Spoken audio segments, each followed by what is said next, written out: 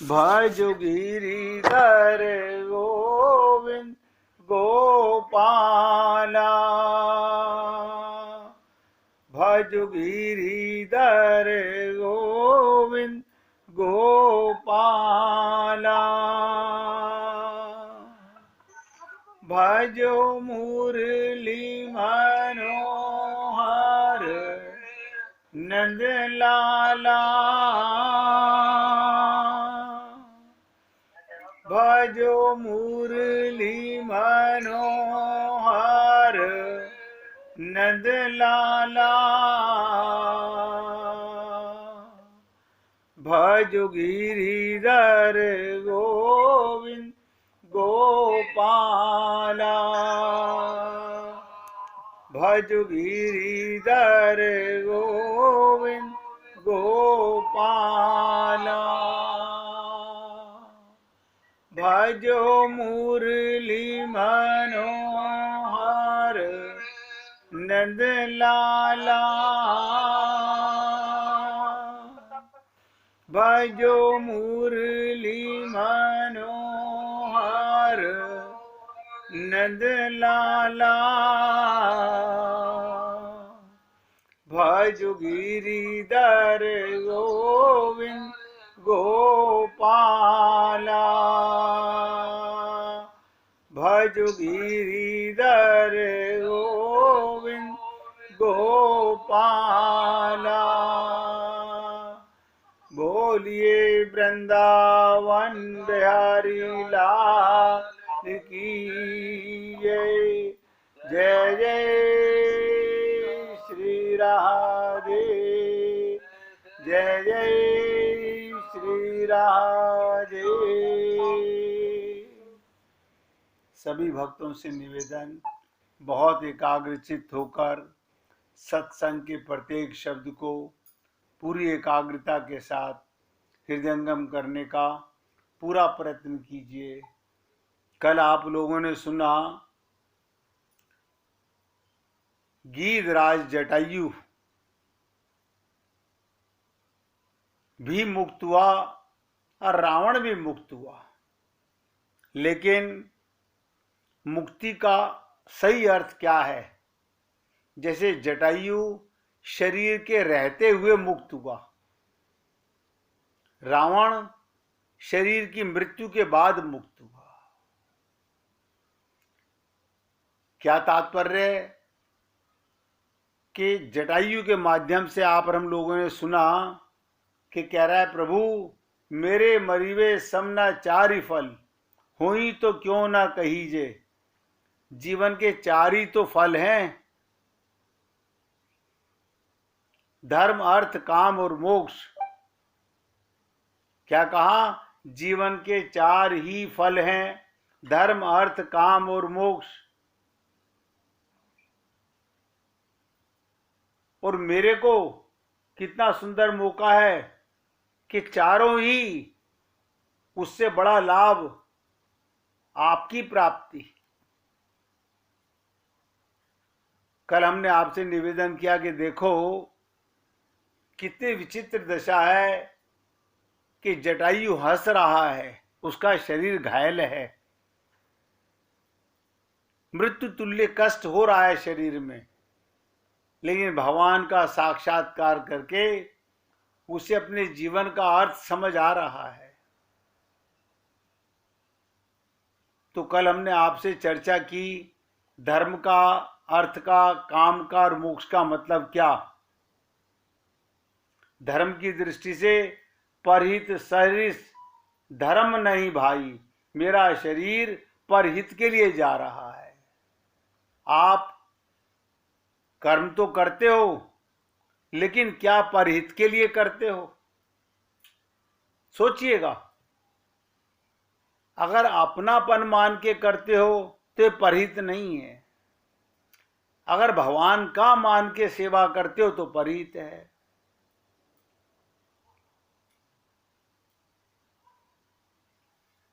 और अर्थ की दृष्टि से देखें तो व्यक्ति सोचता है लागत कम और लाभ अधिक हो। हर आदमी सोचता है मैं कम पैसा लगा के ज्यादा कमा लूं, गीधराज ने कहा, महाराज देख लीजिए, मैं मृत्यु में कम लगाकर अधिक पा रहा हूं। इस गीध का शरीर को छोड़कर मैं कौन सा शरीर पाऊंगा? भगवान बोले, आपको मेरा शरीर मिलेगा, आप सारूप्य मुक्ति आपको प्राप्त होगी। गीधराज बोले, क्या इससे बढ़िया व्यापार जीवन में हो सकता है? आप और हम लोग व्यापार करते हैं धन कमाने के लिए, और जीवन का असली अर्थ है भगवत प्रेम की प्राप्ति। ये कई बार सुनते भी हो, गाते भी हो, परम धन राधे नाम अपार, धनवंता सोई जानिए जा पे राम नाम धन हो।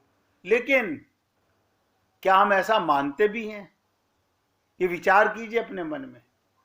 और कहते हैं, इस जर्जर गीध शरीर को छोड़कर विष्णु का चतुर्भुज शरीर मिले, ऐसा लाभप्रद व्यापार को छोड़कर बूढ़े शरीर में पुनः लौट आऊं, ये मेरे लिए बड़े घाटे का सौदा है। और आप और हम लोग शरीर को बचाए रखने में विचार करते रहते हैं। तो क्या कहा? इसलिए प्रभु अर्थ की दृष्टि से भी ये मृत्यु श्रेष्ठ है। फिर कहा धर्म अर्थ काम।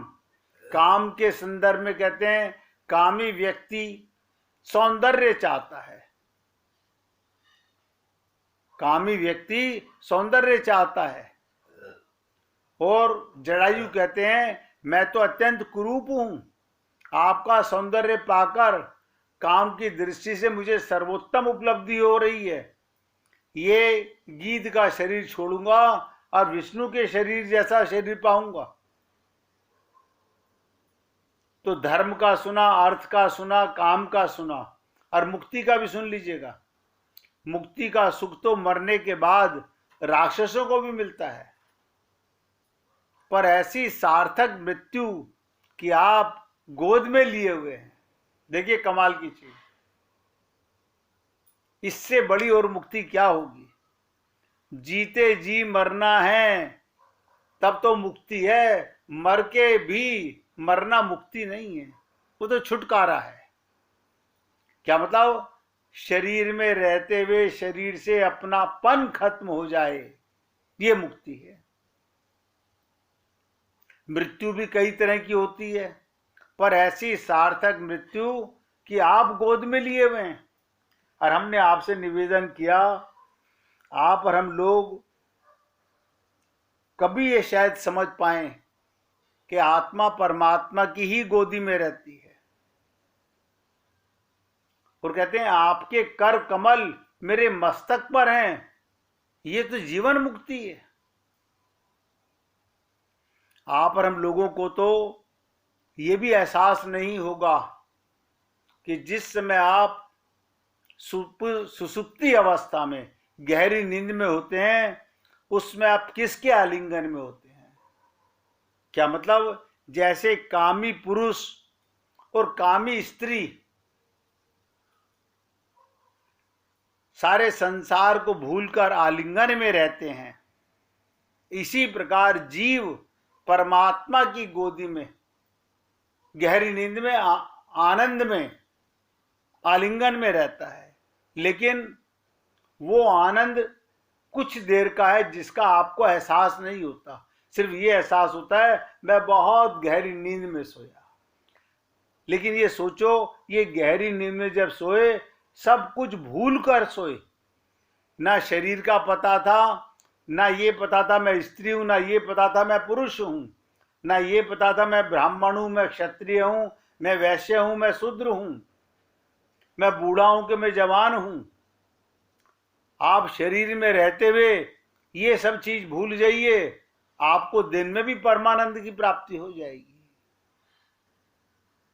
क्या महसूस होने लगेगा? जैसे गीधराज महसूस कर रहे हैं कि हे प्रभु, मैं आपकी गोद में हूं,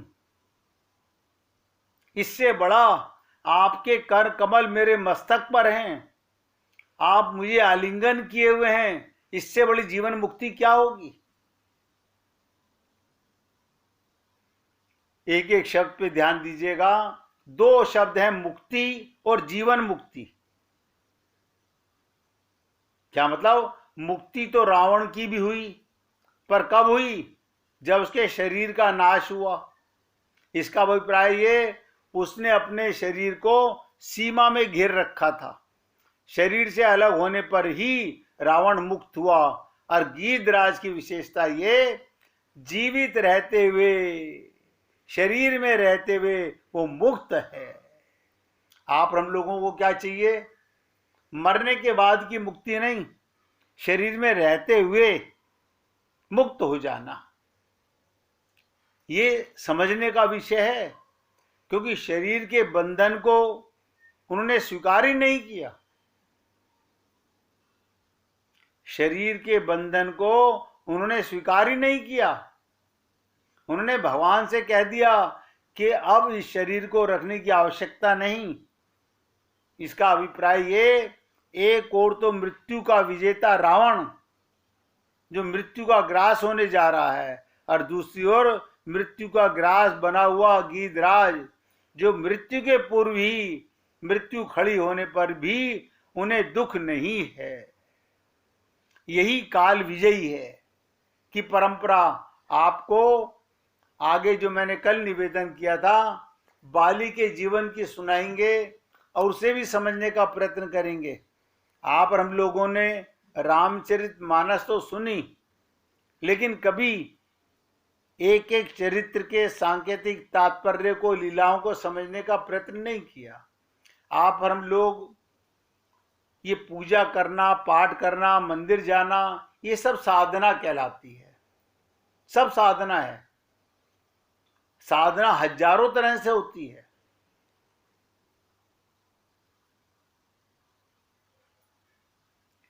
अब ध्यान से सुनिएगा। मन में, बुद्धि में उतारने की चेष्टा करें कि साधना का तात्पर्य क्या है, और भगवान की ओर देखें। भगवत प्राप्ति के लिए साधना कर रहे हो या भगवान से संसार पाने के लिए साधना कर रहे हो? मनुष्य के मन में विचारों की, ध्यान दो, मनुष्य के मन में विचारों की एक लहर चलती रहती है, और ये आप और हम लोग भली प्रकार जानते हैं। एक विचार खत्म नहीं, दूसरा तुरंत जुड़ा होता है, दूसरा खत्म नहीं, तीसरा जुड़ा होता है, तीसरा खत्म नहीं, चौथा जुड़ा होता है। यानी विचारों का पुंज हमारे मन से बंधा हुआ है, एक के पीछे एक। लेकिन जो ऊंचे साधक हैं उनका मन शांत रहता है।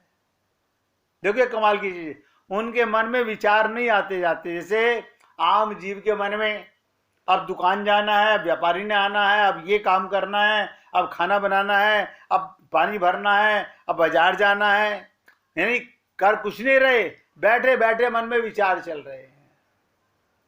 अभी सूतनी कपास, लेकिन मन में न जाने क्या क्या जीव प्लानिंग करता रहता है। और यही देखिएगा, जो अच्छे साधक होते हैं, ऊंचे साधक होते हैं, उनका मन शांत रहता है।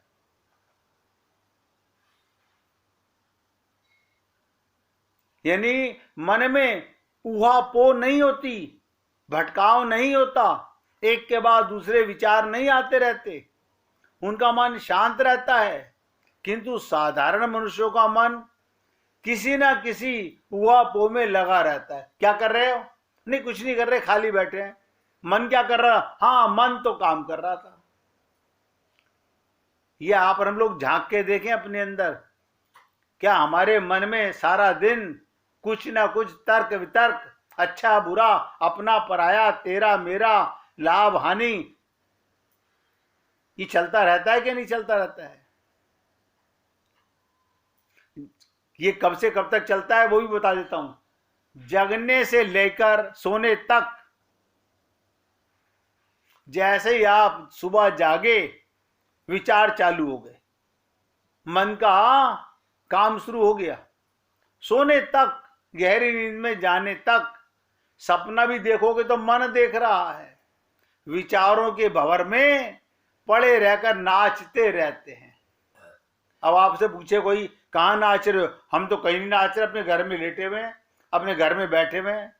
नहीं नहीं, आपने आपका मन, हाँ, मन की ना पूछो, मन की ना पूछो। देखो कमाल की चीज, कभी आप हम लोगों ने अपने मन के दृष्टा बने नहीं ना। मन के आता रहता है, हाँ तो ऐसा तो क्या होगा, तो ऐसा तो क्या होगा, उसका तो क्या होगा, उसका तो क्या होगा। बता आबेल मुझे मार, अभी कुछ हुआ हुआ है नहीं, मन में बैठे बैठे विचार आते रहते हैं। और ये ऐसा रोग है जिससे 99.99% लोग जुड़े होते हैं। ऐसे ही स्वप्न के जाल में छटपट करते हुए उनकी रात कट जाती है। बड़ी दयनीय दशा होती है ऐसे जीवों की। प्रारब्ध बस जब सफलता के दिन रहते हैं, उस समय अहंकार बड़ा सुंदर रूपक धारण कर पनपने लगता है, नई नई सफलता प्राप्त करने की नई नई योजना बनाता रहता है।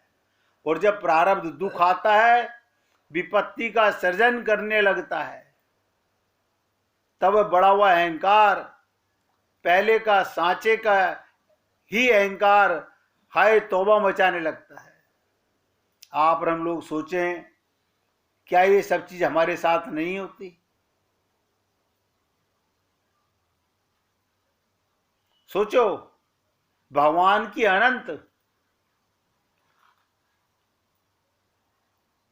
अनंत अपरिसीम कृपा ही, हेतु की कृपा से सब काम कर देगी। विश्वास करें, हमको फिर आगे कुछ भी नहीं करना पड़ेगा।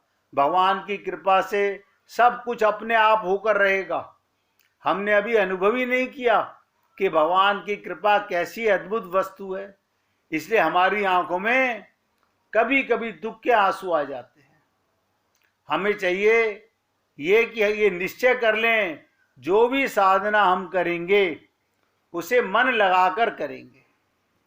सबसे अधिक आदर उसी को देंगे जो भगवान की कृपा आश्रय लेकर भारी से भारी दुख के अवसर पर आंसू न बहाकर भगवान की ओर देखें। कितना भी बड़ा कष्ट आ जाए, दुख के आंसू नहीं, भगवान की कृपा मान के जीवन जिए।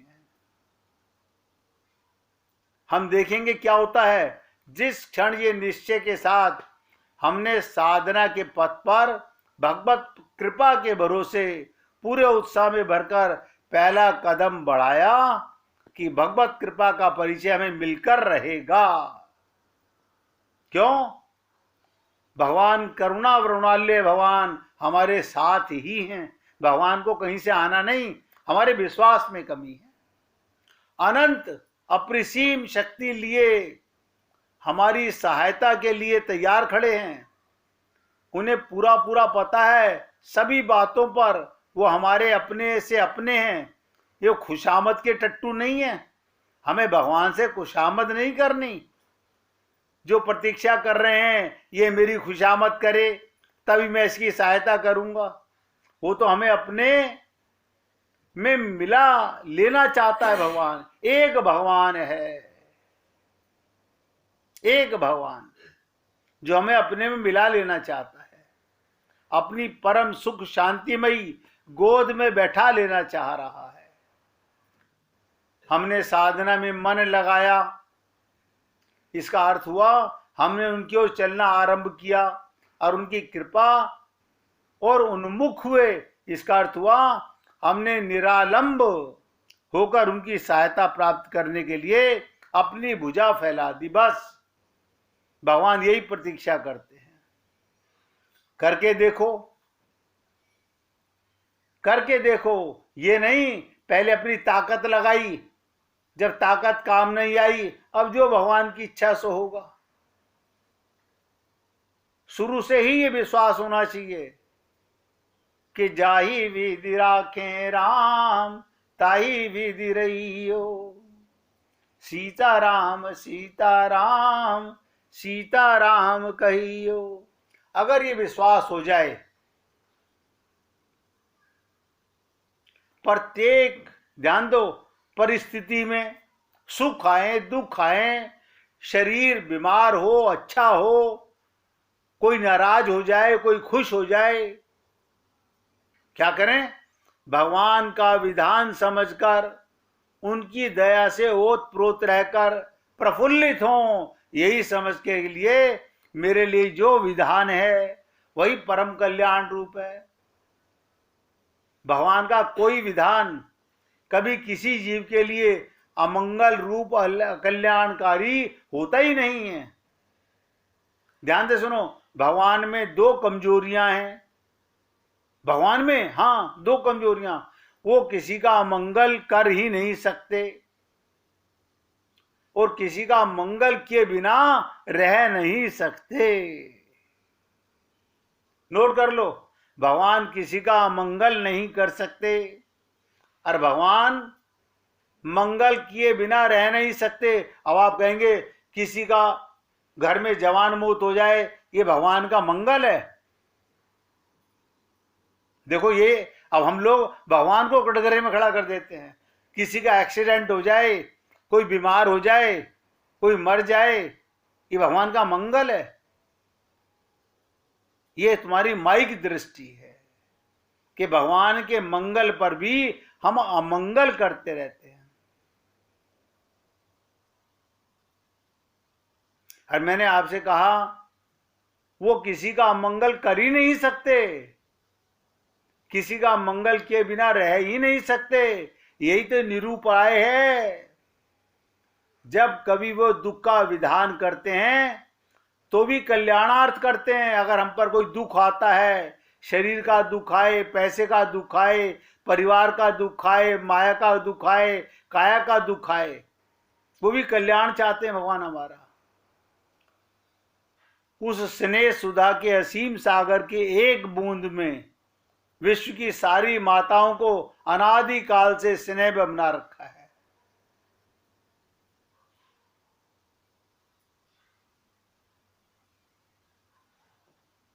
इसलिए निवेदन कर रहा हूं, वे लोग बड़े दया के पात्र हैं जो भोगों की प्राप्ति में तो कृपा मानते हैं